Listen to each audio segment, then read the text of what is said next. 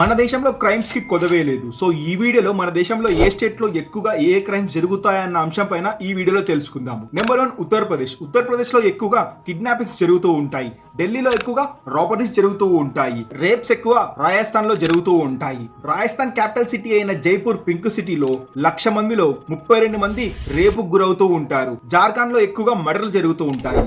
బెంగళూరులో cyber frauds జరుగుతూ ఉంటాయి. అండ్ ఓవరాల్ గా స్టేట్స్ యొక్క క్రైమ్ పర్సెంటేజ్ విషయానికి వస్తే రెండు తెలుగు రాష్ట్రాల్లో ఆంధ్రప్రదేశ్ టాప్ 7 లో ఉంది 3.5 క్రైమ్ పర్సెంటేజ్ తో. 6th ప్లేస్ లో Odisha and Haryana 3.8 crime percentage తో ఉంది. నెంబర్ 5 లో ఛత్తీస్గఢ్ 4 క్రైమ్ పర్సెంటేజ్ తో ఉంది. ఈస్టర్న్ స్టేట్ అయిన అస్సాం 4.4 క్రైమ్ పర్సెంటేజ్ ఉంది. ఢిల్లీలో క్రైమ్ పర్సెంటేజ్ 5% గా ఉంది. మేఘాలయలో 5.1% గా ఉంది. జార్ఖండ్ లో 5.3 క్రైమ్ రేట్ ఉంది. అండ్ అరుణాచల్ ప్రదేశ్ లో 5.8% ఉంది. And number 1 the land of the crimes, land of the legends Uttar Pradesh number 1 top place లో 7.4% క్రైమ్ రేట్ తో దేశంలో నెంబర్ 1 టాప్ క్రిమినల్ స్టేట్ గా ఉంది.